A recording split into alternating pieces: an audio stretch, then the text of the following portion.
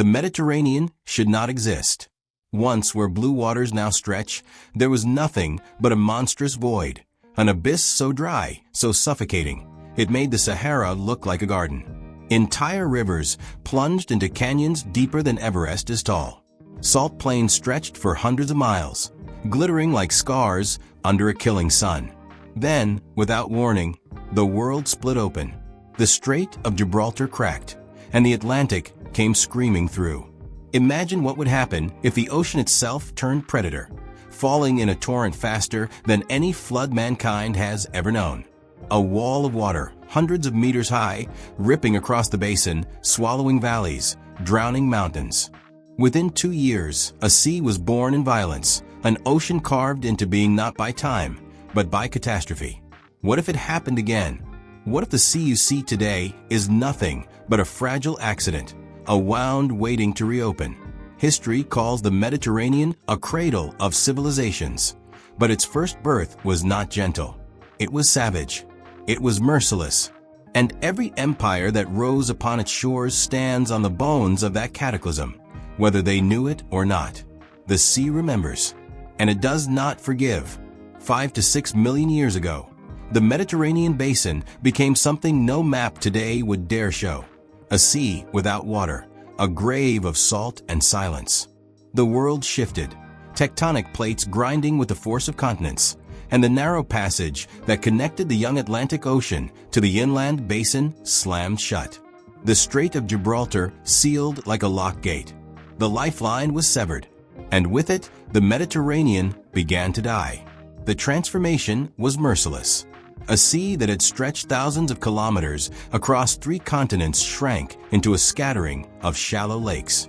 Rivers that once poured into it, like the Nile, the Rhone, and the Pa, now fell into empty chasms, carving canyons more immense than anything human eyes would later know.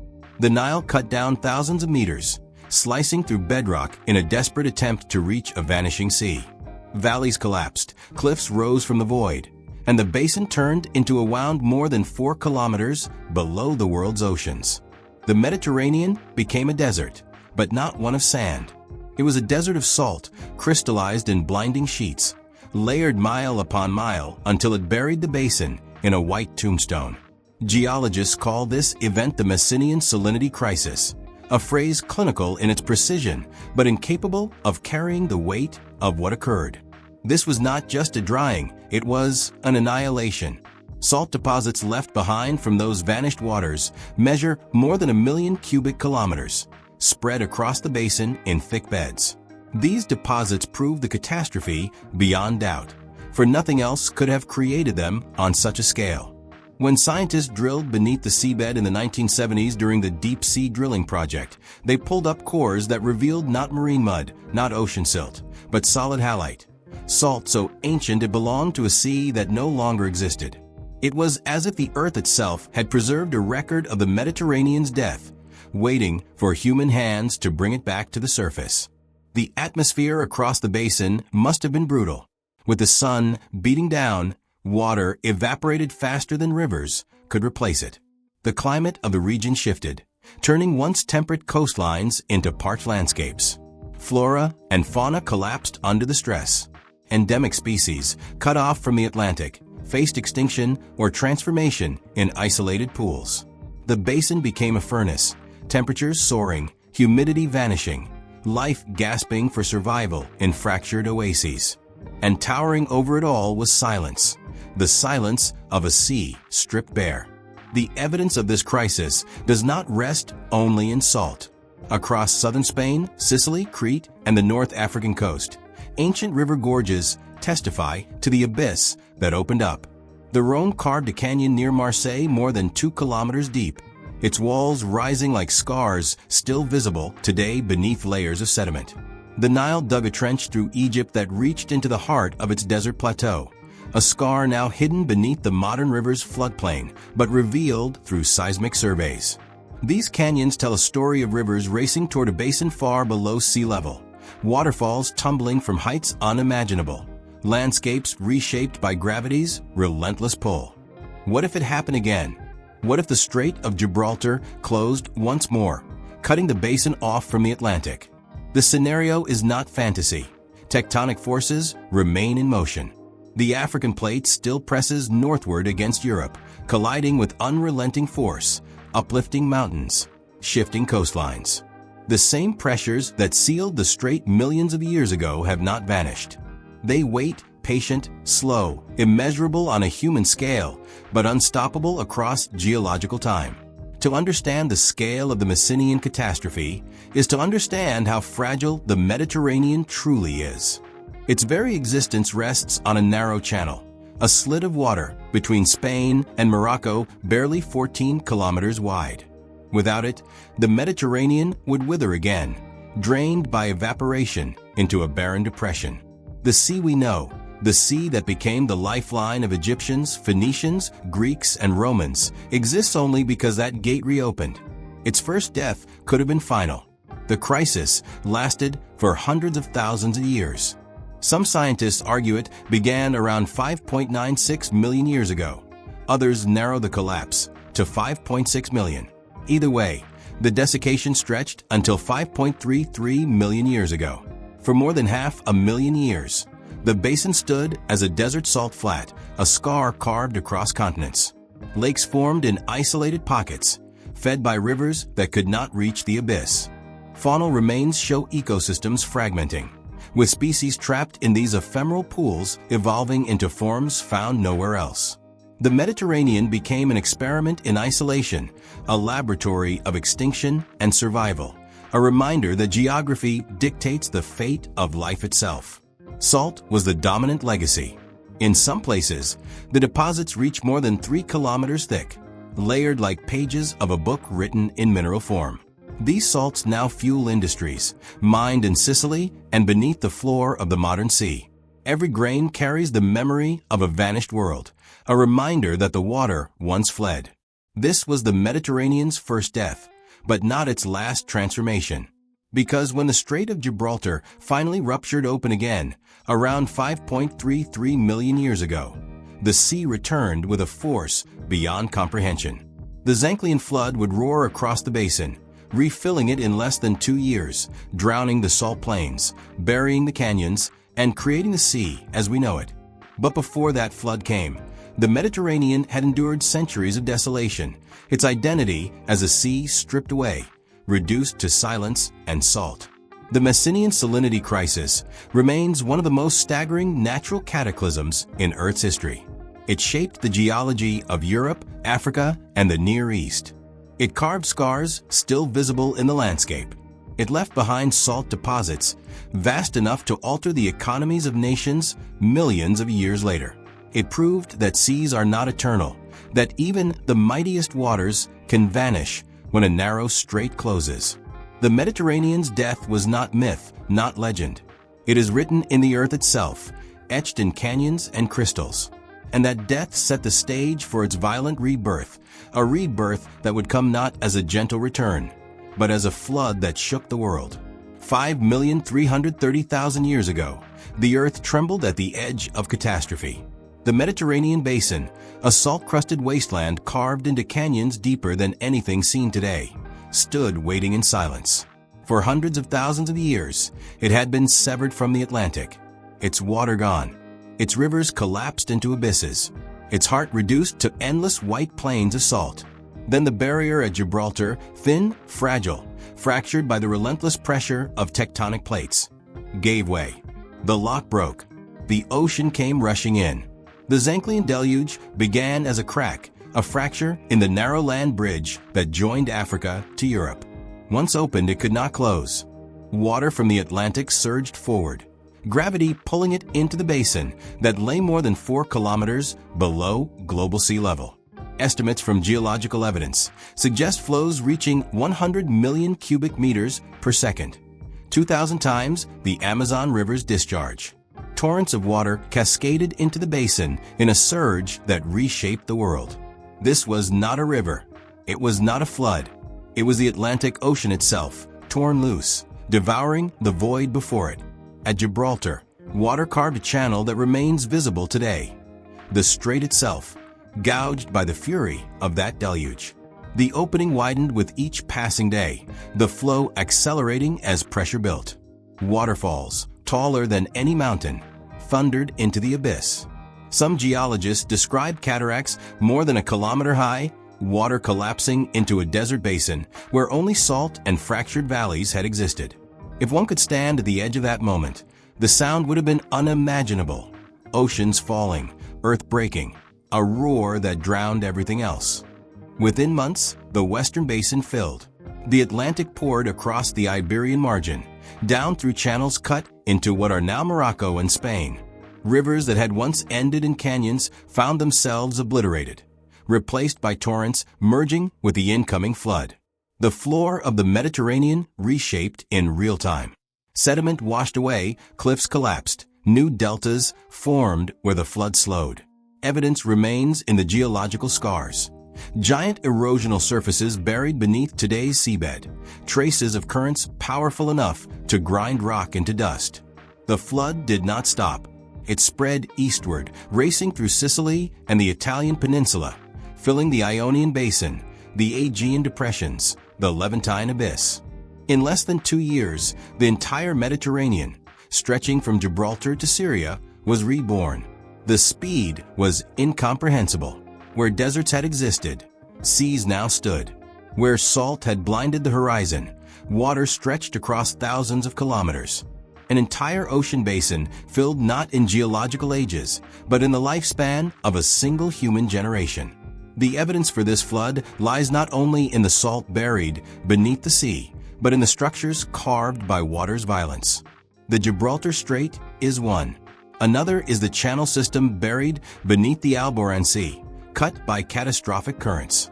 Seismic surveys show terraces formed by falling water, steps etched into rock where flows thundered past. These features cannot be explained by rivers or normal erosion. They are scars of cataclysm, of water moving faster than the human mind can grasp. The consequences extended far beyond geology. The flood reshaped coastlines permanently. North Africa, Southern Europe, and the Levant acquired the contours they still carry. River mouths shifted, estuaries formed, deltas expanded. The Nile, once a canyon dropping into the abyss, became a river again, flowing gently into the newborn sea. Species that had been isolated in brackish lakes were drowned or forced into migration. New ecosystems emerged as marine life from the Atlantic surged in, colonizing the reborn basin. The Mediterranean became a corridor of biodiversity, connected to the global ocean once more. What if it happened today? The basin sits beneath sea level, its connection to the Atlantic narrow and fragile. If the strait were to close again, evaporation would strip the water within 1,000 years. If it reopened suddenly, the flood would repeat, rewriting maps, redrawing coastlines, reshaping nations in a matter of months. The Zanclean deluge is not only a story of the past, but a reminder that seas rest on thresholds, and thresholds can fail.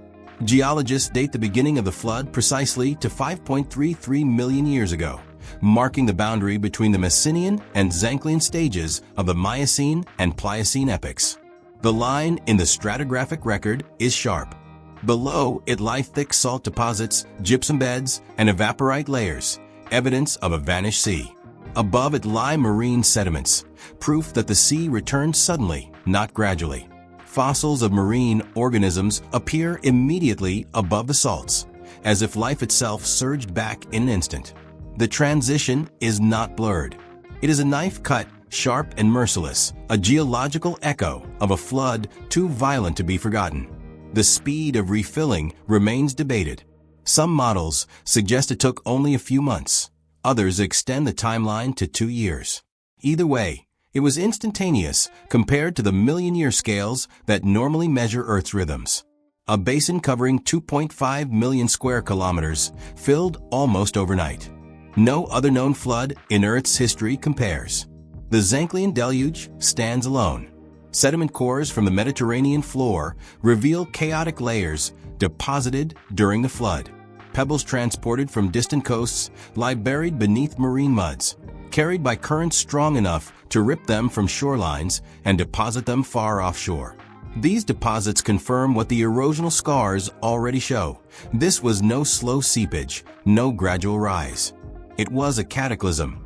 When the water stabilized, the Mediterranean assumed the outline we recognize today. It became once again a sea bridging 3 continents, a body of water that would host the rise of civilizations, the spread of trade, the clash of empires. But its birth in the Zanclean deluge was not gentle. It was violent, furious, an ocean's vengeance against the silence that had preceded it. Every coastline bears that memory, even if buried beneath millennia of human history.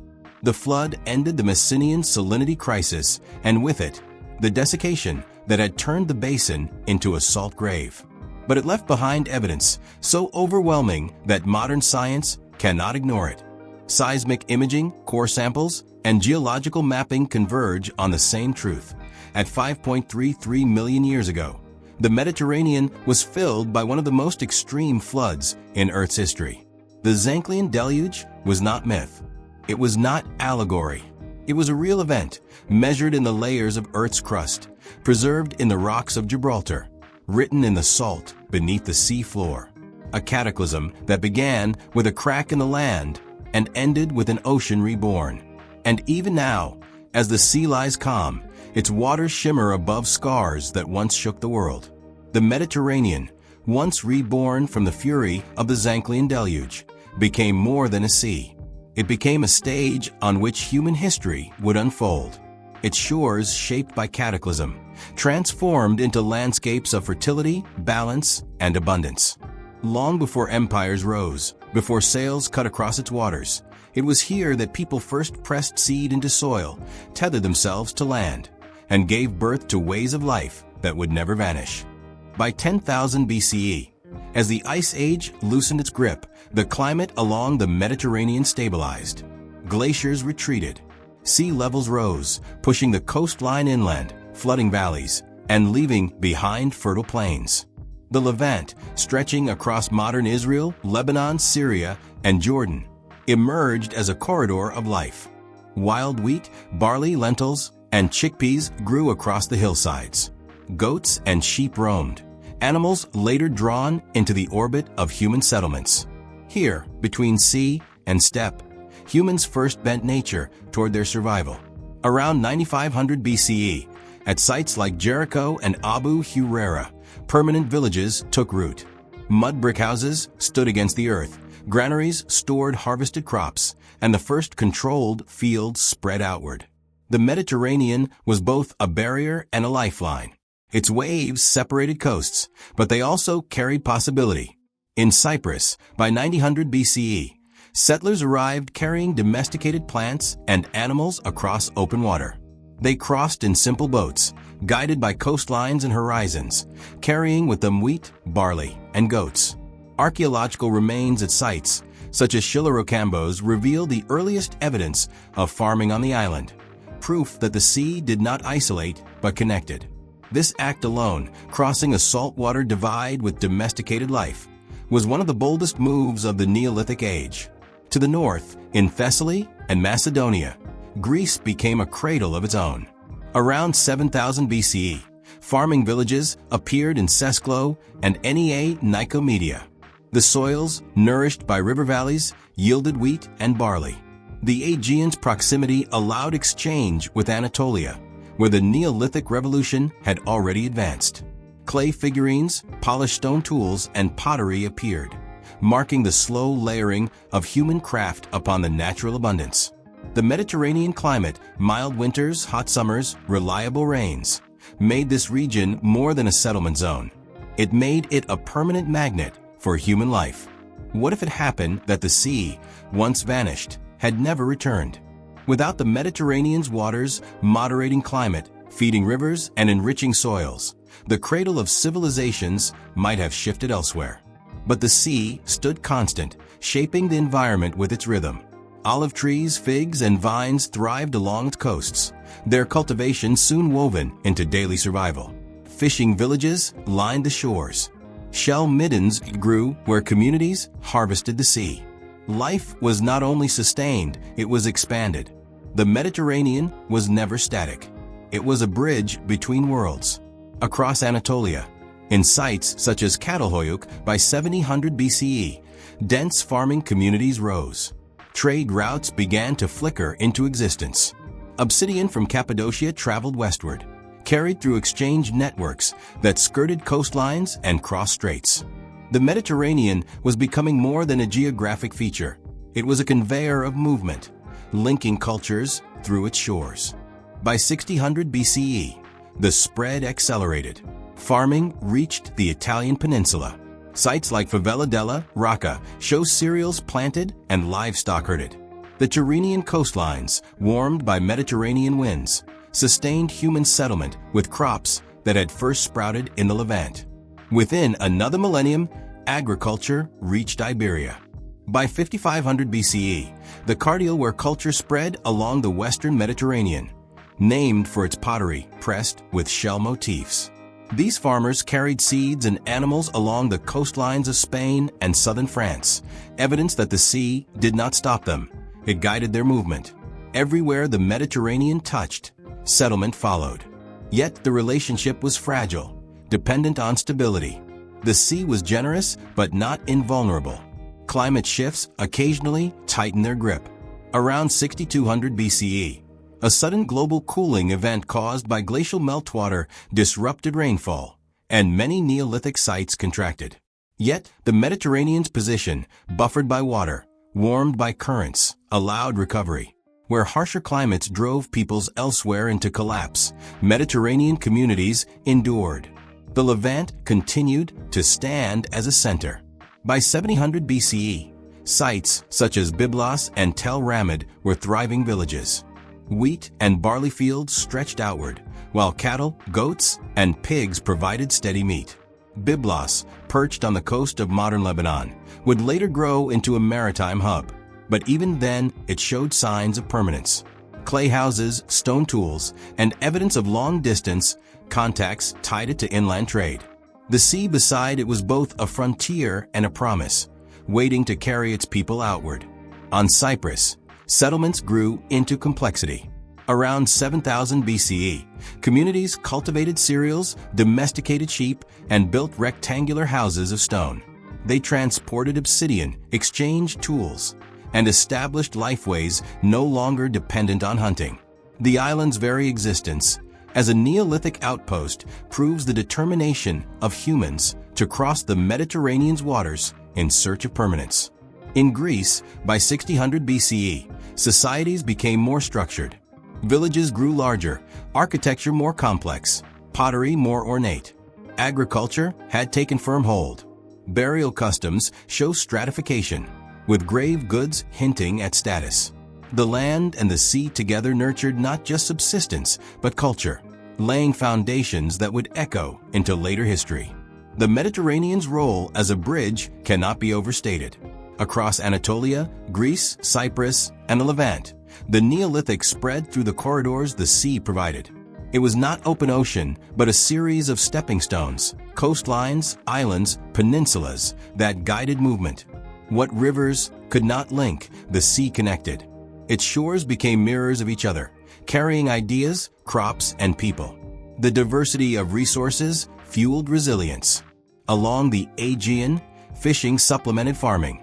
In the Levant, herding balanced cultivation. On Cyprus, agriculture intertwined with maritime gathering. On Crete, by 600 BCE, settlers established farming communities that blended the sea's abundance with the land's fertility. Each settlement adapted, but all were bound by the Mediterranean's geography, climate, and rhythm. The cradle of civilizations was not built in a single place, but along the entire rim. The Mediterranean was the silent architect, its waters shaping settlement, its climate sustaining growth, its coasts drawing people closer. From the Levant to Cyprus, from Greece to Iberia, from Anatolia to North Africa, the story unfolded as one continuous expansion. A basin once stripped to salt and silence had now become the stage for permanence, for farming, for life anchored to place. And every step forward carried the human story closer to the empires that would rise on its shores.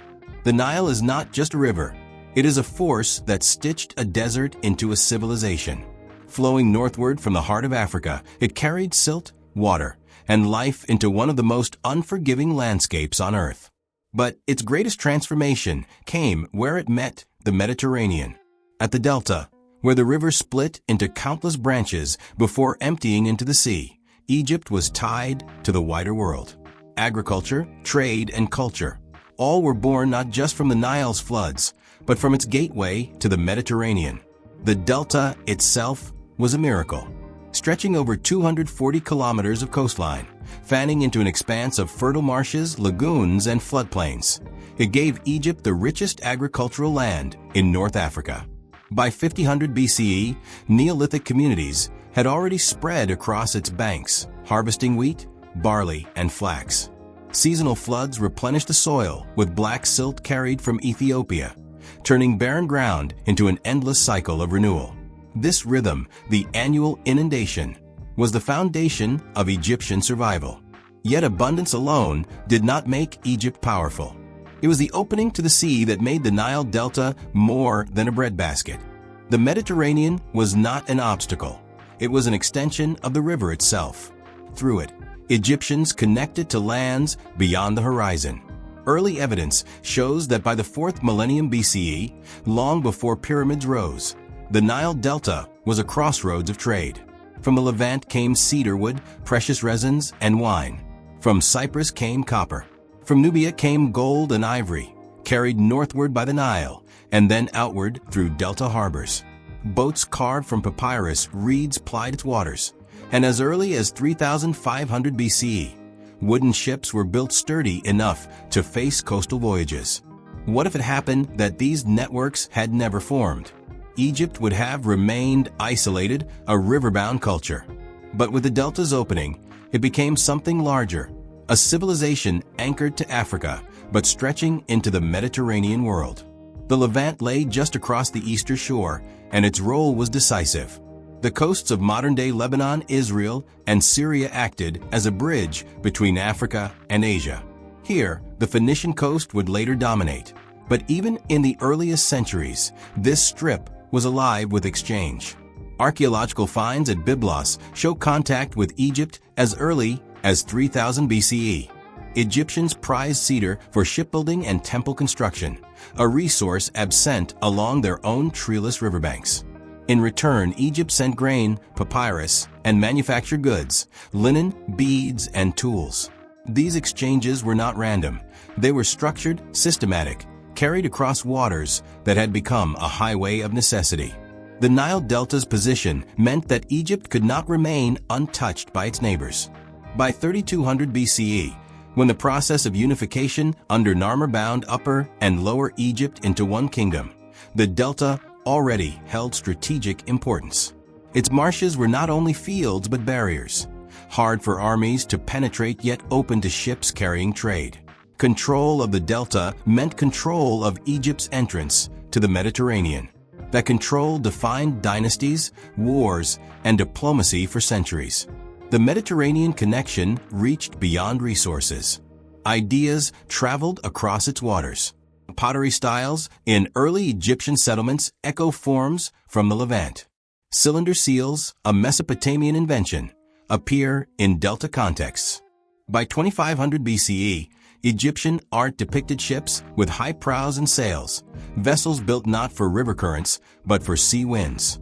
The Mediterranean was teaching Egypt that the river was not enough, that to endure, it needed both Nile and sea. Trade networks widened further during the Old Kingdom, circa 2686 to 2181 BCE. Expeditions to Byblos intensified, cedar arriving in bulk for the construction of pyramids and mortuary temples. The Delta became the staging ground for these contacts. Harbors like Mendes and Buto linked the river routes to the Mediterranean. From there, goods moved inland toward Memphis, the capital. Each transaction tied Egypt closer to its neighbors, embedding it in a web of exchange stretching from Anatolia to Nubia. The Levant was not only a source of goods, but a corridor of influence. The route between Asia and Africa passed directly through its coasts. To the east lay Mesopotamia, to the south Egypt.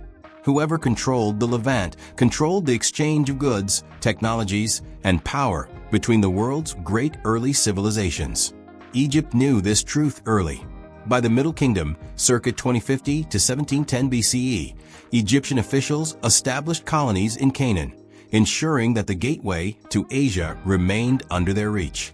The Mediterranean made this possible, providing a corridor by which armies and merchants alike could move. Even earlier, seaborne contact expanded to Cyprus. By the 3rd millennium BCE, Cypriot copper was entering Egypt, carried through Levantine ports. Metallurgy reshaped Egyptian society, fueling tools, weapons, and ornaments. The Mediterranean was the conveyor, the invisible link binding distant islands to the Nile's heartland. Without it, the Bronze Age economy could not have flourished. The Nile Delta also stood as a contested frontier. From the north and east, invaders could press in. The Hyksos, a people of likely Levantine origin, entered the delta around 1650 BCE, establishing their own rule during Egypt's second intermediate period. Their chariots and new technologies came not across the desert, but through Mediterranean and Levantine channels. The same sea that carried trade also carried conquest, a reminder that Egypt's strength depended not just on the Nile, but on mastery of its maritime thresholds. Maritime networks before the age of empires were fragile but transformative.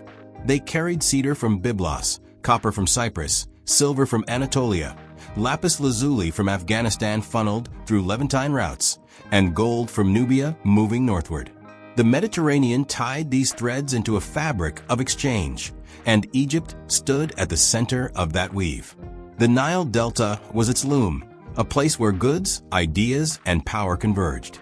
By 1500 BCE, Egypt's new kingdom expanded aggressively into the Levant, not only to secure land, but to secure access. Coastal cities like Ugarit, Tyre, and Byblos became diplomatic partners, tributary states, and contested prizes. Egyptian inscriptions record tribute lists, timber, wine, oil, metals, all of which flowed through Mediterranean routes. The Delta, once a cradle of Neolithic farming, had become a command post of empire. Every current of history in this region runs through the Mediterranean opening of the Nile. The river gave Egypt life, but the sea gave it reach. The Levant, narrow yet fertile, stood as the unavoidable bridge between continents, shaping the flow of trade and the clash of civilizations. The earliest maritime networks, fragile boats crossing short distances, had already begun binding the basin together long before Phoenicians and Greeks expanded them. The Mediterranean was not waiting for empire. It was already alive, already shaping the destinies of its coasts. And Egypt, anchored in its delta, was both protected and exposed, feeding on its abundance while bracing against the currents that would never cease to flow. They were a people of the coast, hemmed in by narrow strips of land between mountain and sea, yet they turned limitation into mastery. From the cities of Tyre, Sidon, and Byblos, the Phoenicians emerged around the 2nd millennium BCE as the Mediterranean's first great mariners. Their power was not in armies that marched across plains, but in ships that cut across waves. With cedar from Lebanon's mountains, they built vessels that became extensions of their identity. Long, sleek hulls with reinforced keels and broad sails, designed to withstand the open sea. Where others hugged the shoreline, they pushed farther, threading coast to coast until the Mediterranean became not a barrier, but a continuous web of connection. By 1200 BCE, the collapse of older powers, Mycenaean Greece, the Hittites, and even Egypt's weakening new kingdom, opened a vacuum. Trade routes had fractured, coastal cities were burned, and seaborne exchange was unstable. Into this chaos, the Phoenicians moved with precision. They restored the arteries of commerce, not with conquests of land, but with networks of harbors. From Tyre, they sent ships westward to Cyprus for copper, southward to Egypt with cedar and purple-dyed cloth, and northward to Anatolia for silver and tin. Each route expanded until the sea itself was their empire. What had happened that the Phoenicians had not filled this void? The Mediterranean might have remained fragmented, its coasts isolated, its trade broken. Instead, It became unified under their maritime reach. The key to this dominance was innovation in navigation. They learned to read stars for direction, using constellations like Ursa Minor long before others trusted the open sea. Their galleys combined oar and sail, enabling speed in calm waters and resilience against shifting winds. Cargo ships, known as galley, carried bulk goods in massive amphorae, wine oil, grain metals, stacked and sealed for voyages that stretched hundreds of kilometers. These advances allowed them to establish colonies far from their Levantine homeland, outposts that became anchors of a vast commercial system. The island of Cyprus was among the earliest, tied to them through copper extraction. But the real leap came when they moved westward. Around 1100 BCE, they founded Gadir, modern Cadiz, in southern Spain, one of the oldest continuously inhabited cities in Europe. This outpost gave them direct access to the riches of Iberia, silver, tin, and salted fish.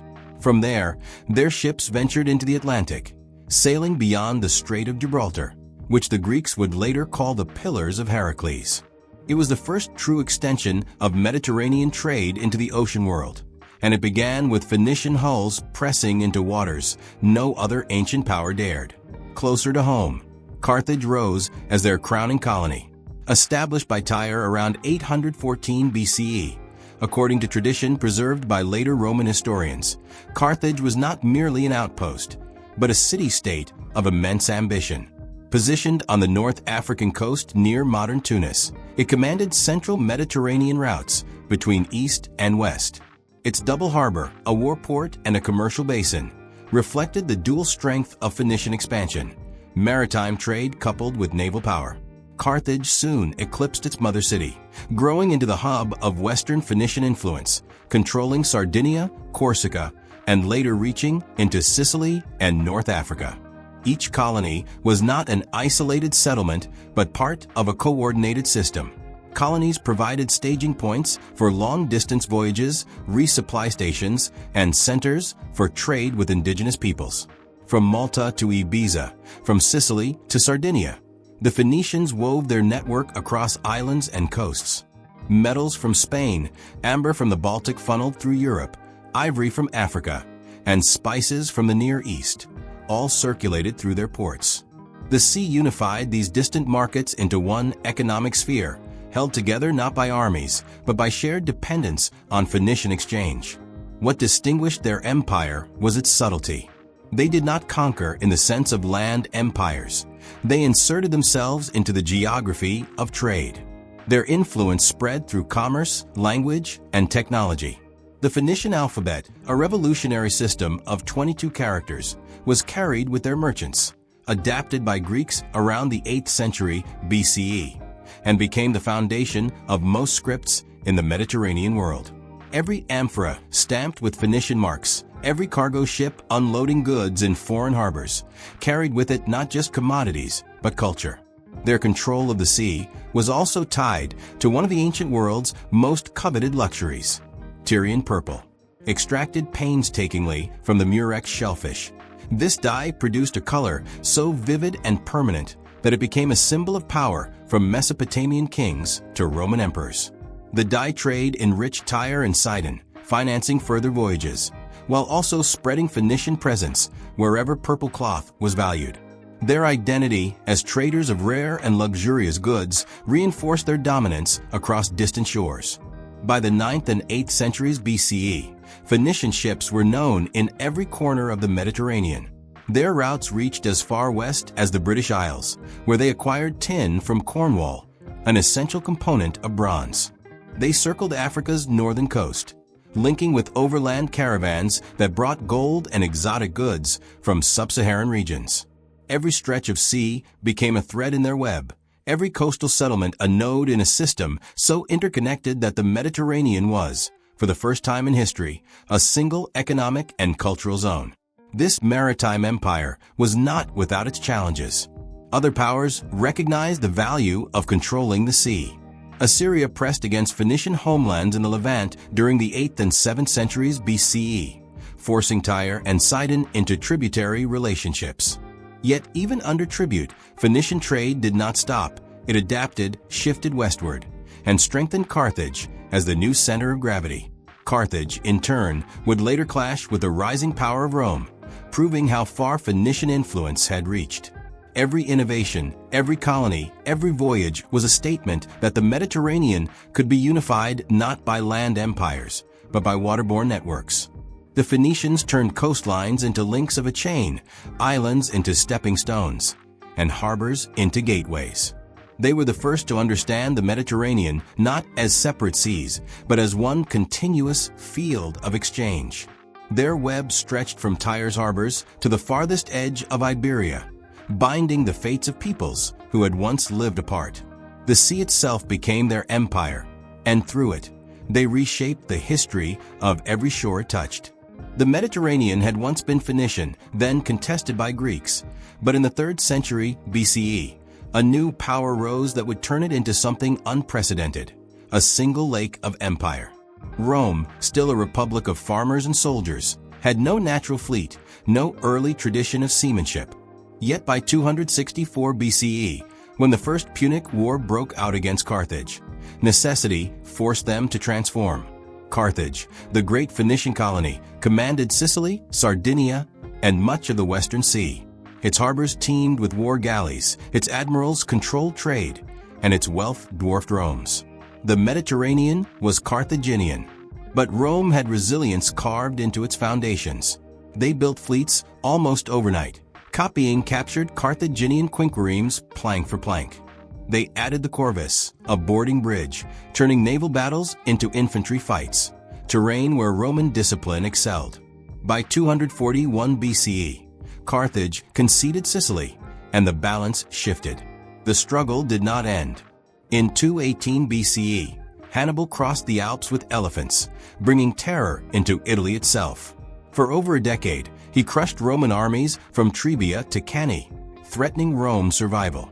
Yet Rome endured, mobilizing resources with unmatched coordination, never suing for peace. They struck Carthage's supply lines, targeted Spain's silver mines, and sent Publius Cornelius Scipio into Africa.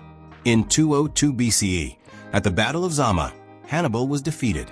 Carthage's empire fractured, its fleet was dismantled, and Rome's command of the western Mediterranean became irreversible. By 146 BCE, after the Third Punic War, Carthage itself was obliterated, its walls leveled, its fields cursed, its name burned into Roman memory. The Mediterranean was no longer divided. Rome called it Mare Nostrum, our sea. But conquest by arms was only the beginning. To hold the sea required not just fleets, but a system that bound coasts into a single body. Rome constructed it with roads, colonies, and trade. By the 2nd century BCE, their road network extended thousands of kilometers, linking inland cities to ports with engineered precision. The Via Appia, begun in 312 BCE, connected Rome to the Bay of Naples, and from their roads spread like veins across Italy, Gaul, Spain, North Africa, and the Levant. Grain from Egypt sailed to Ostia. Olive oil from Hispania filled amphorae stacked in Rome's warehouses. Marble from Greece adorned temples, and timber from Lebanon built ships. The Mediterranean basin became one market where goods, armies, and ideas moved with unprecedented speed. What had happened that such a system had not existed? Local famines might have starved entire populations, regional shortages might have collapsed economies, and cultures might have remained isolated. Instead, Rome's networks allowed wheat from Alexandria to feed the poor in Rome, garum fish sauce from Baetica to seasoned tables in Gaul, and glass from Syria to glitter in villas across Italy. The sea became not just a highway, but the bloodstream of empire. Amphorae recovered from shipwrecks lie scattered on seabeds from Spain to Crete, proof of this vast integration. The Roman navy, once built in desperation against Carthage, now in forced order. Pirates in Cilicia threatened grain routes in the 1st century BCE, but Pompey's campaign in 67 BC crushed them in mere months, securing the seas for trade. Military outposts along coasts reinforced Rome's hold, from legionary camps in North Africa to garrisons in Judea. With stability came expansion not only of goods, but of cultures. Latin mixed with Greek, Roman law spread into provinces, and urban planning reshaped coastal cities. Forums, amphitheaters, and aqueducts rose in places once only tied to local traditions. The sea became the stage for cultural fusion, where Egyptian deities found worship in Rome, and Roman gods traveled to distant provinces. Ecology, too, was transformed. The demand for grain reshaped the Nile Delta, turning it into Rome's breadbasket. Olive groves blanketed Hispania and North Africa, while vineyards stretched across Gaul and Italy. Forests were cut for shipbuilding, quarries gouged for marble, landscapes altered permanently to sustain the appetites of empire. Archaeological pollen studies and sediment records show these ecological imprints, proof that Rome's Mediterranean economy reached into the soil itself. The concept of mare nostrum carried psychological weight. To Romans, control of the sea symbolized unity. It was not a fragmented expanse of waters, but the inner lake of a single empire. From Britain's wind-swept edges to the deserts of Arabia, from the Pillars of Hercules to the Euphrates, the Mediterranean was the core. Its harbors served as Rome's lungs, inhaling resources, exhaling soldiers and administrators. By the 1st century CE, under Augustus, Rome's dominion reached its most secure form. The Pax Romana stabilized trade and secured coasts. Harbors like Alexandria, Antioch, and Carthage pulsed with activity, linking the empire's eastern luxuries with western markets. Silk from China, traded through intermediaries, entered Rome through eastern ports. Spices from India sailed into Red Sea harbors before caravans carried them to Mediterranean cities. Every link of this system reinforced Rome's vision of a world centered on Mare Nostrum. Yet such vast integration carried vulnerabilities. A disruption in grain shipments from Egypt could trigger unrest in Rome itself. Naval mutinies or coastal rebellions could ripple through the system. Still, for centuries, the sea remained under Roman shadow, its coastlines tied into a network unmatched until the modern age. The Mediterranean became less a natural barrier than an artificial construct, a Roman lake, controlled by infrastructure, garrisons, and law. Every amphora shattered on a seabed, every inscription recording tariffs, every ruin of a Roman road cutting across rugged terrain speaks of the same transformation. The Mediterranean ceased to be many seas and became one. And in that unity, enforced by conquest and sustained by trade, Rome forged not only an empire, but a geographic identity that endures in memory. The sea, once divided between rival powers, once contested by Phoenician galleys and Greek triremes, was now contained in a single word: nostrum, ours. And in that claim lay the most ambitious act of domination the Mediterranean would ever witness. The fall of Rome in the 5th century shattered the unity of Mare Nostrum. The Mediterranean, once bound by roads and fleets, fractured into contested frontiers. In 476 CE, the Western Roman Empire collapsed, leaving its coasts vulnerable to new claimants. The sea that had been ours became everyone's and no one's. Byzantium, the Eastern Roman Empire, inherited Constantinople and the eastern half of the Mediterranean. It still held Egypt, Syria, Anatolia, and Greece, and its emperors called themselves Roman. Yet its reach was challenged almost immediately by new powers rising from both east and west. In the 7th century, the most dramatic transformation arrived with Islam. Between 632 and 750 CE, Arab armies and fleets surged out from Arabia. In 640, Alexandria fell, severing Byzantium from its grain-rich lifeline. By 698, Carthage was lost, and North Africa became a base for further expansion. By the early 8th century, Muslim fleets controlled the southern and eastern Mediterranean. The Umayyads pushed westward through North Africa and into Spain in 711, crossing the Strait of Gibraltar and toppling the Visigothic kingdom.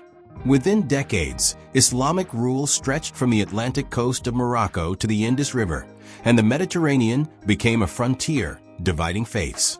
What had happened when sea routes that had once bound Rome together were now battlegrounds between Byzantium's Christian fleets and the new Muslim navies? Battles erupted at sea with terrifying ferocity. At the Battle of the Masts in 655, off the coast of Lycia, the Byzantine fleet of Emperor Constans II was annihilated by the Arabs, proving for the first time that Islam could contest Rome's centuries-old supremacy at sea. From then on, control of the Mediterranean was never secure for any one power. The Byzantines fought desperately to defend their shores. They turned geography into defense, fortifying harbors, building chains across Constantinople's Golden Horn, and developing Greek fire, a weapon of liquid flame that clung to water and burned ships alive. Yet even these innovations could not prevent the loss of Sicily in the 9th century, nor the gradual retreat of Byzantine influence from the Central Sea. Still, Byzantium survived, a bastion linking Europe and Asia, until the Fourth Crusade's betrayal in 1204 when Latin armies captured Constantinople, tearing apart the empire's heart. Meanwhile, Latin Christendom in Western Europe began to rise. In 1095, Pope Urban II called the First Crusade, framing the Eastern Mediterranean not only as contested land, but as sacred geography. Armies marched across Anatolia, seizing Jerusalem in 1099 and establishing Crusader states on the Levantine coast. These footholds, precarious and constantly under attack, turned the Eastern Mediterranean into a crucible of war. Fleets from Genoa, Pisa, and Venice transported crusaders, supplied fortresses, and fought Muslim navies. Trade and holy war became inseparable, and the sea bore both pilgrims and soldiers. By the 12th and 13th centuries, Italian maritime republics seized the moment. Venice, perched in its lagoon, turned naval power into dominance of eastern trade routes. Genoa challenged it fiercely, competing for colonies in the Aegean, Black Sea, and Levant. Their fleets clashed repeatedly, sometimes in alliance with Crusaders, sometimes with Byzantines, and sometimes even with Muslim rulers, for commerce knew fewer boundaries than faith. The Mediterranean became not only a frontier of religions, but a chessboard of trade wars. Piracy flourished amid fragmentation. Muslim corsairs struck from North Africa, raiding Christian coasts and seizing ships. Christian pirates retaliated, attacking Muslim harbors. The boundary between piracy and privateering blurred, as rulers sanctioned raids in the name of faith while profiting from plunder. Geography made this perpetual. Narrow straits like Gibraltar, choke points like the Dardanelles, and island clusters like the Balearics and Aegean ensured that no fleet could move without risk. Yet the Mediterranean was never purely division. It was also encounter. Merchants traded across battle lines, carrying silk, spices, and precious metals. Jewish communities acted as intermediaries, bridging Christian and Muslim markets. Pilgrims crossed seas under truces, reaching Jerusalem even during wars. Arabic science and Greek manuscripts flowed into Europe through Andalusia and Sicily, reshaping medieval thought. The Mediterranean's geography, its shared waters, its short distances, ensured that even amidst crusade and jihad, cultures collided and influenced one another. The fall of Jerusalem to Saladin in 1187 shifted the balance again, proving the resilience of Muslim power in the region. The Crusader states shrank, surviving only in coastal fortresses. Acre fell in 1291, marking the end of the Crusader presence in the Levant. Yet the Mediterranean did not quiet. The Mongols pushed into the east, the Mamluks held Egypt, and Italian city-states tightened their grip on trade. Byzantium weakened, clung to fragments of Greece. The Western Mediterranean saw its own contests. Christian kingdoms of Spain pushed against Islamic Al-Andalus, launching the Reconquista that would last until 1492. Throughout these centuries, the Mediterranean was not one sea, but a contested crossroads. Byzantium held its eastern bastion, Islam dominated its southern shores, and Latin Christendom grew stronger in the north and west. Each faith, Orthodox, Muslim, Catholic, looked to the sea not only as frontier, but as prize. Each used geography to shape power. Mountains shielded fortresses, islands provided naval bases, and ports became gates of influence. The Mediterranean of the Middle Ages was no longer Rome's lake. It was a battlefield where religions collided, where fleets burned, and where merchants risked their lives in waters patrolled by corsairs. Yet it was also a crucible where cultural and scientific exchanges crossed frontiers, carried by the very same currents that bore crusaders and raiders. A sea that had once united under empire now fractured into faiths, powers, and frontiers. But its geography ensured it remained the center of world history, a theater where no victory lasted and no defeat was final. By the 15th century, the Mediterranean that had once been the center of the known world faced a challenge greater than any invasion. The age of discovery shifted the axis of trade from the inland sea to the oceans. When Portuguese caravels rounded Cape Bojador in 1434 and Vasco da Gama reached India by sea in 1498, the ancient trade routes that had linked the Mediterranean to Asia through Alexandria, Constantinople, and Damascus began to lose their primacy. What had happened when the world's wealth bypassed the ports that had flourished since antiquity? Venice, once unrivaled, saw its spice trade weakened as ships now carried pepper, cloves, and silk around Africa, directly into the Atlantic markets. Genoa, too, lost its edge, becoming more dependent on Spanish contracts than on its old eastern colonies. Yet the Mediterranean was never irrelevant.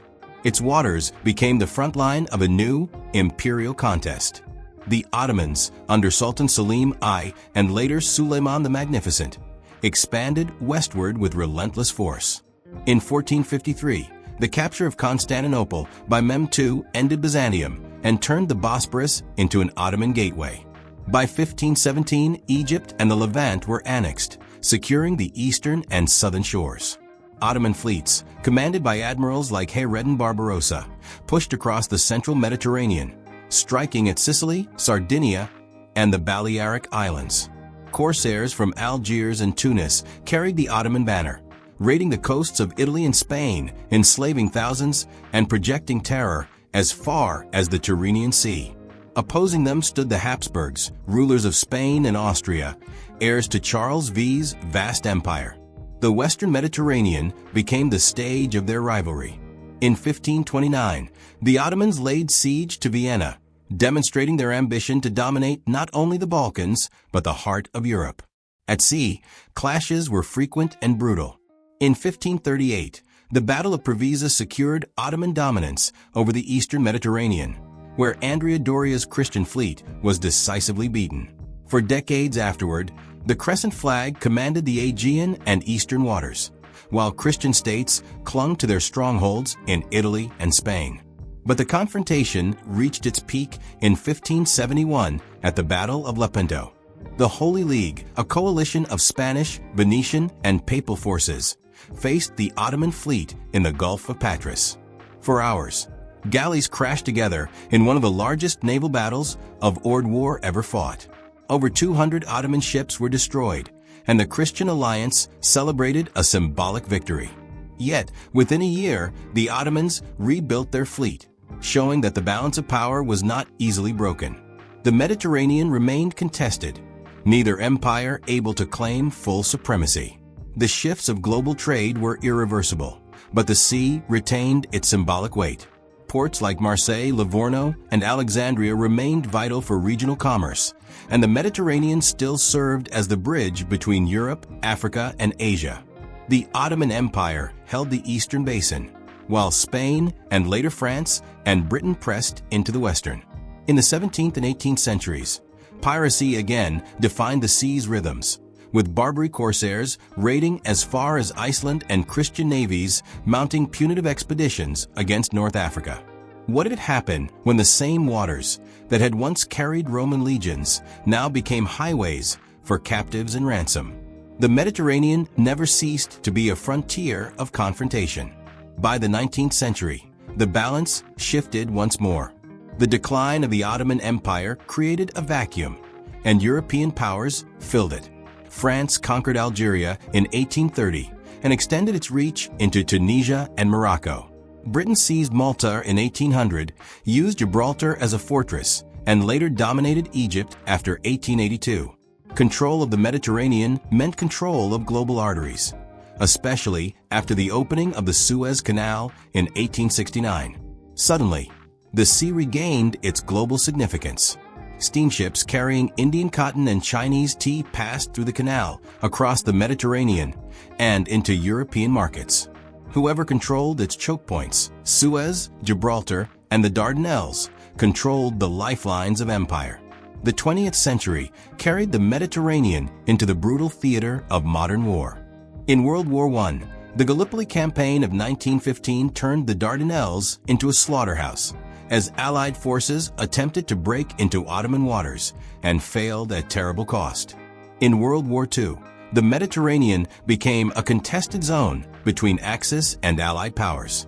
North Africa's deserts became battlegrounds, while control of Malta determined supply lines. The sea that had once been Rome's imperial lake now determined the fate of modern empires. After 1945, decolonization transformed the Mediterranean once again.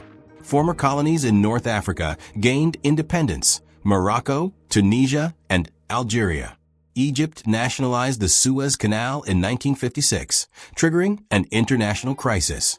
The sea became not only a route of trade, but a mirror of Cold War rivalries, with NATO fleets and Soviet ships patrolling its waters.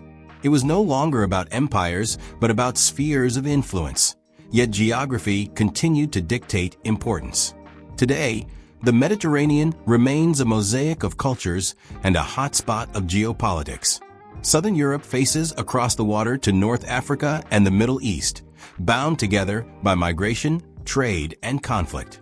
What had happened when ancient crossroads never cease to carry the weight of history? Refugee boats cross from Libya to Italy, echoing routes once sailed by Phoenician merchants. Energy disputes flare in the eastern Mediterranean, where gas fields off Cyprus and Israel attract global competition. The Strait of Gibraltar still guards the entrance, while the Suez Canal remains one of the world's busiest arteries.